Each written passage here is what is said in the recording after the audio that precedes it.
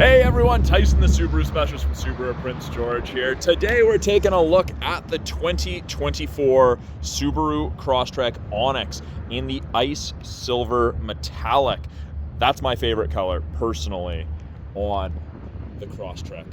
Actually, all the vehicles in our lineup I think look really, really good. So it's not flat silver, it's got a little bit of blue to it, which I really like. It's not the stereotypical silver that everyone imagines. Now, 24 Crosstrek's got a front end redesign, whole chassis redesign, improvement, more aggressive front end. So you get that larger hexagonal honeycomb shaped grille. We have the black metallic painted wings off of the logo on either side, leading into your smaller, more aggressively styled LED steering responsive headlights. Very, very bright at night. Now, the Onyx gets these yellow fog light surrounds. It's comparable to the Sport in the States, but we have less yellow highlights. They are LED fog lights as well. Very, very bright. We have the 2.5 liter four-cylinder engine in the Onyx and the Limited. So this has the 182 horsepower, the more powerful engine. Still get great fuel economy. Highway economy is actually the same as the 2 liter. In town, it is a tad worse, just a little bit, negligible at best. Or at worst, I should say. We have 18-inch black painted alloy wheels. We get more aggressive fender flares, functional vents, black painted mirror caps on all of the Onyxes, and we do have the integrated turn signals. Subaru's all about safety. That comes into a safety thing. Better visibility for you, better visibility for everyone else.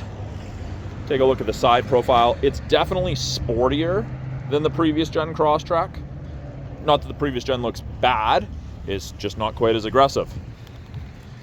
Rear 3/4 view. I think this is my favorite view of the new Crosstrek, especially with this new tail light. Especially on the silver, the black and the red just kind of ties together. Now, like a Sport Forester, we have a black strip between the tail lights, and it really highlights on the lighter colors. You can't really see it on the gray or the black so much. Onyx is the first trim level where you get the little colored circles in your rear bumper. Those are your backup sensors, and they'll actually apply the brakes if it thinks you're going to hit something between speeds of 1 and 15 kilometers an hour in reverse. We have our reflectors, and then we do have functional vents in the rear bumper, and I don't think the camera's going to be able to pick it up. It's kind of dark in there, but you can actually see through, so they are functional vents. To open this, between these two stars underneath here, little rubber switch is just right there. Backup camera's right there. Way more room in the rear of the Crosstrek than people expect. These are the standard carpet mats.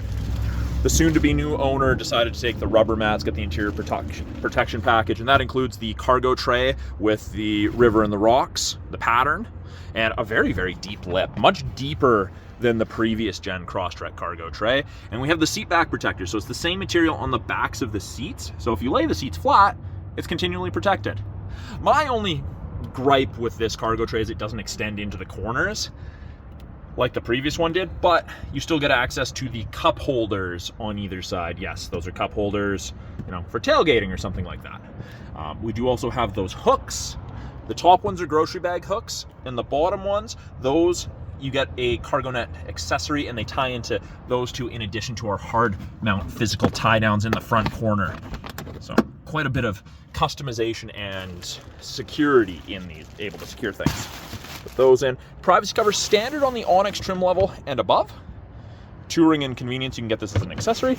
And the handle that they've added to this is way better than just the plastic grippy thing they had before.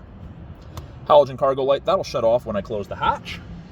And we do have this nice mountain motif here. Kind of all ties in. Outdoorsy. Little Crosstrek there. Handle to pull down on. Roof rails. All the Crosstreks have the roof rails. You can get Subaru OEM Aero crossbars, or you can get the Thule extended ones if you're going to carry multiple things or heavier things. The Onyx is the first trim level that gets the tilt and slide sunroof. Second row, there's a lot of room. There's a lot of room in these. Great headroom, great legroom. I'm a bigger guy, I fit comfortably in here. The Onyx is this light and dark gray cloth with this Caltrops pattern on it. Yellow highlights, that's in all of the Onyxes, regardless of the exterior. And I don't think the camera's doing it justice. It looks really good. I initially didn't think I would like it. I do really like it in person. There is a fold down armrest out of the middle seat, integrated cup holders. We've got 2 USBs, USB A and C sockets on the back of the center console.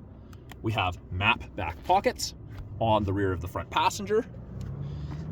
Look at the high wall floor mat. Still has that river pattern on it. Mountain motif. Now this is designed to be grippy so you can stand on this and not slide around if you're loading something on the roof. The reason they've done that, you're in the middle of the roof rail. If you stand on the back tire, like lots of people would suggest, you're right at the back and the tire sits inside the fender a decent amount. And you can't get as much of your foot on there as you can there. So, I mean, this could work, but you're gonna be leaning over. We also have this little black slot there. That's what this silver metal bar sits in, and that's an additional crash bar in the door to prevent intrusion into the passenger area in the event of a side collision. We've got soft touch armrest, power window, bottle holder with a little bit of storage here. And if you need it, child lock. Now, you have to do the child locks on each side if they're not tied together. With it being a proximity key, this key never needs to come out of your purse, your pocket, your backpack. Just needs to be within 46 inches of the front driver door, front passenger door, or the back hatch. But it's locked right now.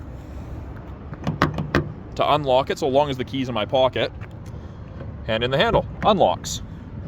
And to lock it, we have these lines, and you're gonna see the hazard light go off there. Now it's locked.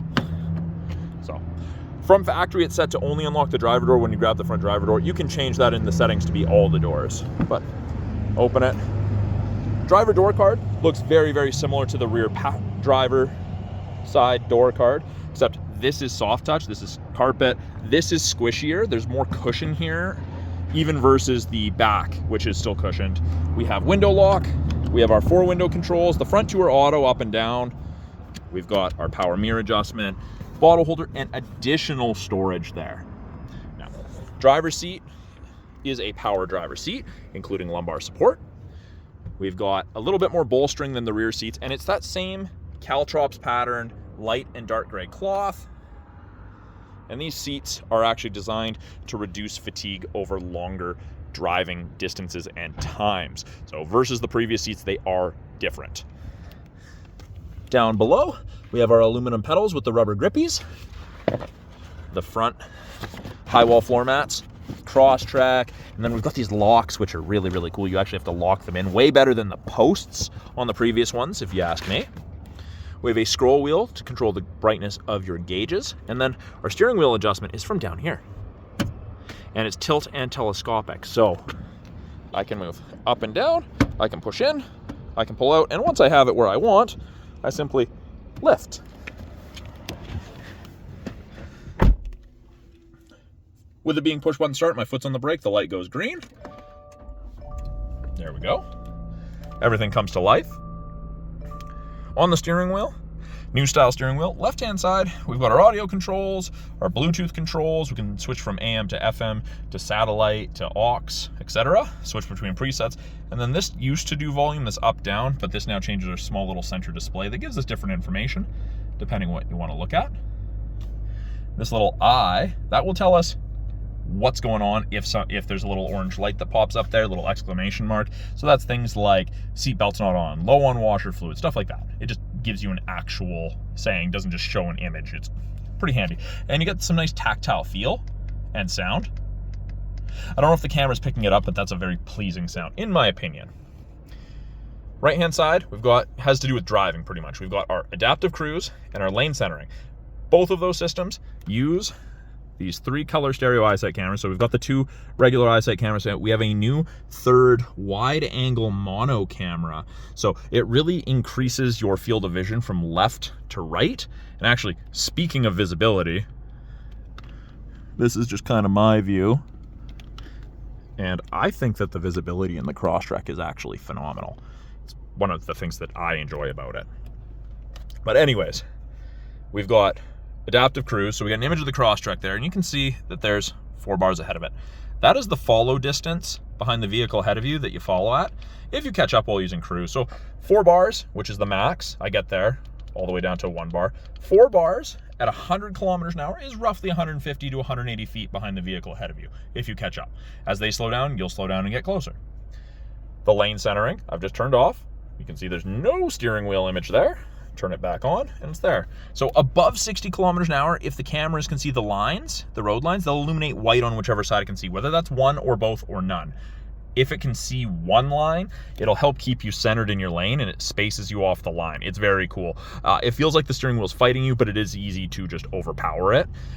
It's not going to rip the wheel out of your hand and put you back in a dangerous situation. You can overpower it easily, but it's great for a long distance trip, second half of a long day. Intelligent and sport drive modes. So you can see on the bottom left there, it says P for park. Just to the right of that, I for intelligent. Now it says S for sport. So sport, you go faster sooner, you set it at a higher RPM. It's for more spirited driving. And something I always forget to point out, yellow gauges. So that's exclusive to the Onyx, along with the yellow contrast stitching in the steering wheel. Heated wheel. Now, it does not heat between the seams, just kind of where you're supposed to keep your hands. There's a dead spot there. But yeah, it gets absolutely cooking. It's great. Now, we do have these little nubs on both of the side mirrors, and what that does, that's your blind spot detection. It illuminates like so when a vehicle's in your blind spot or going to be in your blind spot on the corresponding side. It's very handy. Doesn't eliminate shoulder checking, but it's a great aid. 11.6-inch touchscreen that they've broken into 3 portions. Top portion, we've got what we're listening to. We've got widgets or gauges that I can change. I simply click on them, choose the one I want, and as you've probably noticed if you watch many of my videos, I always have water temp, oil temp, and calendar. I think they're the most beneficial. People can change them at any point though. We also have weather, part of the 3-month trial of the satellite radio, and we get dual function X mode, and this is the first, the Onyx is the first trim level you get the dual function X mode in. X mode is like 4x4 low in a pickup for extreme off-road, low speed stuff, snow and dirt mode. X mode pops up, little rough terrain mode, downhill descent control, and then deep snow and mud. Deep snow and mud. That also turns off traction control to allow for excess wheel spin, chew you out of that situation. If you exceed 40 kilometers an hour, it just goes back to normal. And if someone was playing with buttons and pressed it as you were driving down the highway at 100k an hour, it would not do anything. It would beep and say, hey, I can't do that. Middle portion of the screen, we have our radio, our media, our phone. So radio is pretty self-explanatory. Media is Bluetooth, USB, aux, etc. Hook up your phone to Bluetooth. Under apps, we have Android Auto and Apple CarPlay. Sorry about that. They're both wireless this year. My Subaru app, you'll gain access to that after the vehicle's registered in your name. SiriusXM Travel Link, that's part of the 3-month trial. And you gain access to the My Subaru app just when the vehicle's registered in your name. Settings, there's a bunch of settings. General sound, phone, radio, and then car settings.